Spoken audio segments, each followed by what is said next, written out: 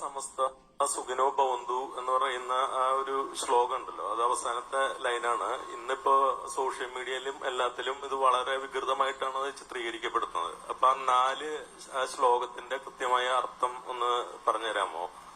എന്റെ പേര് രാജു. ഞാൻ സാറിന്റെ ഒരു സ്റ്റുഡന്റ് ആയിരുന്നു കുറച്ചു കാലം. സാറിന്റെ ഫ്രാൻസിസ് സാറിന്റെ സംസ്കൃതത്തിന്റെ ചാലക്കുടിയിൽ നിന്ന് വരുന്നു. അതിന്റെ ഉത്തരം ഫ്രാൻസിസ് സാർ തന്നെ ഭംഗിയായിട്ട് പറയും. പക്ഷെ ഞാൻ സാറിനെ ഏൽപ്പിക്കാം.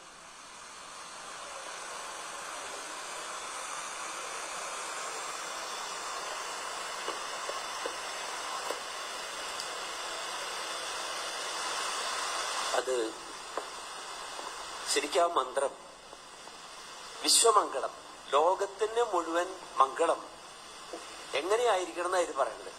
അതായത് 4 കാലിൽ ഉറച്ചു നിൽക്കുന്ന മംഗളം എന്നാണ് നമ്മൾ പറയാറില്ലേ. കൃതയുഗത്തില് സത്യം 4 കാലിൽ നിന്നു.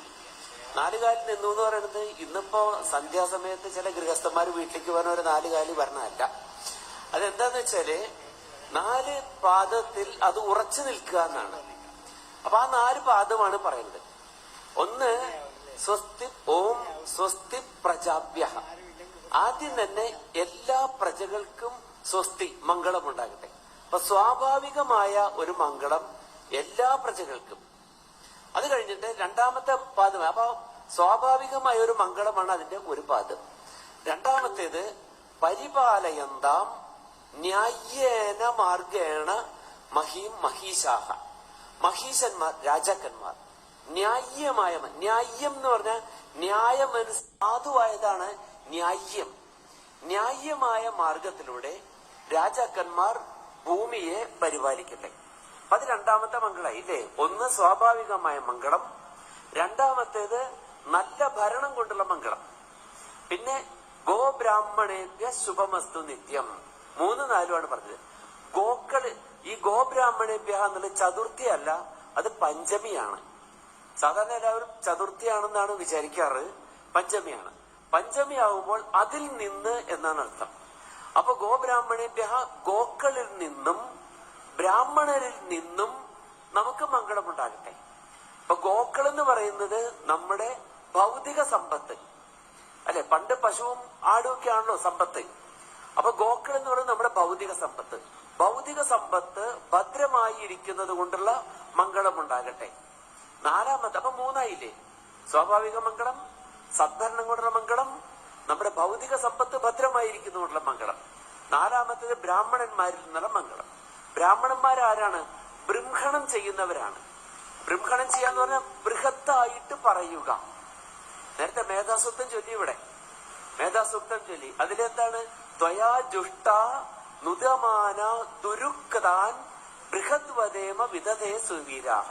മേധാശക്തി നമുക്ക് ലഭിക്കുമ്പോൾ ദുർഗ്രഹമായ വിധത്തിൽ പറഞ്ഞിട്ടുള്ള, തിരുലിഖിതങ്ങളിൽ പറഞ്ഞിട്ടുള്ള കാര്യങ്ങൾ ബൃഹത്തായിട്ട് വലുതാക്കി ഇതുപോലെയുള്ള സദസ്സുകളെയാണ് വിദഗ്ധങ്ങൾ എന്ന് പറയുന്നത്. ഈ സദസ്സുകളിൽ പറഞ്ഞു തരട്ടെ എന്നാണ്. അപ്പൊ അങ്ങനെ കാര്യങ്ങൾ വിശദമായി പറഞ്ഞു തരുവാൻ ശക്തിയുള്ള ബ്രാഹ്മണന്മാരിൽ നിന്നുള്ള മംഗളം. ഇങ്ങനെ 4 കാലിൽ. അപ്പൊ ഏതൊക്കെയായി? നമ്മുടെ ഭൗതിക സമ്പത്ത് ഭദ്രമായില്ലെങ്കിൽ എന്താണ് സ്ഥിതി? ഇപ്പൊ ഒരു താറാവ് ആലപ്പുഴ ചത്താൽ സർക്കാർ എല്ലാ താറാവിനെയും കൊന്നുകൊടുക്കും. അപ്പൊ നമ്മുടെ ഭൗതിക സമ്പത്ത് നശിച്ചു അവിടെ. അപ്പൊ അങ്ങനെയില്ലാതെ ആ ഭൗതിക സമ്പത്ത് ഭദ്രമായിരിക്കട്ടെ. ആത്മീയ സമ്പത്താണ് ആരിലൂടെ കിട്ടുന്നത്? ബൃംഹണം ചെയ്യുന്ന ആളുകളിലൂടെ നമുക്ക് കിട്ടുന്നത്, വിശദമായി പറഞ്ഞു തരുന്ന ആളുകളിലൂടെ. ഇങ്ങനെ 4 പ്രകാരത്തിൽ 4 കാലിൽ നിൽക്കുന്ന ഭദ്രമായ മംഗളം, അചഞ്ചലമായ മംഗളം സമസ്ത ലോകത്തിനും ഉണ്ടാകുമാറാകട്ടെ. അതിലൂടെ എല്ലാ ലോകങ്ങളും സുഖമായിരിക്കട്ടെ എന്നാണ് അർത്ഥം. അല്ലാതെ ഗോവിനും ബ്രാഹ്മണനും മംഗളമുണ്ടായാൽ എല്ലാവർക്കും മംഗളമായി എന്നല്ല. ഗോവിനെയും ബ്രാഹ്മണനെയും ഒറ്റ സമസ്ത പദത്തിൽ പറയാൻ കാരണം ഇത് രണ്ടും ഒരുപോലെയാണെന്നുള്ളത് കൊണ്ടാണ്. ഗോവും ബ്രാഹ്മണനും ഒരുപോലെ എന്ന് പറഞ്ഞാൽ 2 കൂട്ടരും പുല്ലാണ് തിന്നാണെന്ന് അല്ല അതിന്റെ അർത്ഥം. എന്നെന്താണ് അതിന്റെ അർത്ഥം? ഗോവ് നേരം എടുക്കുമ്പോ തൊട്ട് വൈകുന്നത് വരെ ഇലയും പുല്ലും എല്ലാം തിന്നും, വെറുതെ ചവച്ച ഇറക്കുന്നതേ ഉള്ളൂ. അത് കഴിഞ്ഞ വിശ്രമവേള ഇല്ല. വിശ്രമിക്കുന്ന സമയത്ത് മുഴുവൻ ഇത് ചർവണം ചെയ്ത് അതിന്റെ ഔഷധവീര്യം എല്ലാം ആഗിരണം ചെയ്യും. അതാണ് ഗോമൂത്രത്തിലൂടെയും ചാണകത്തിലൂടെയും പാലിലൂടെയും നമുക്ക് തരുന്നത്. ബ്രാഹ്മണൻ ഇതുപോലെ എന്താണ് വേദോപനിഷത്തുകളൊക്കെ വായിക്കും. എന്നിട്ട് വെറുതെ ഇരിക്കുന്ന സമയത്ത് അതിനെക്കുറിച്ച് മനനം ചെയ്യും, പശു അയവിറക്കുന്ന പോലെ. എന്നിട്ട് അതിന്റെ അന്തസാരം സ്വീകരിച്ച് അത് നമുക്ക് പറഞ്ഞു തരും. അപ്പൊ ഇതാണ് ഗോവും ബ്രാഹ്മണനും ഒരുപോലെയാണെന്ന് പറയുന്നത്. അപ്പോ ഇതുകൊണ്ടാണ് ഈ പറഞ്ഞിരിക്കുന്നത്, ഇതിനെക്കുറിച്ച് അറിയാത്ത ദുർമതികളാണ് ഇത്രയും ഭദ്രമായ ഒരു വിശ്വമംഗള പ്രാർത്ഥന ഉണ്ടോ എന്ന് സംശയമാണ്. അപ്പൊ അതിനെ നിന്ദിക്കുക എന്ന് പറഞ്ഞാൽ ഘോരമായ അപരാധം എന്നല്ലാതെ മറ്റൊന്നും പറയാനില്ല.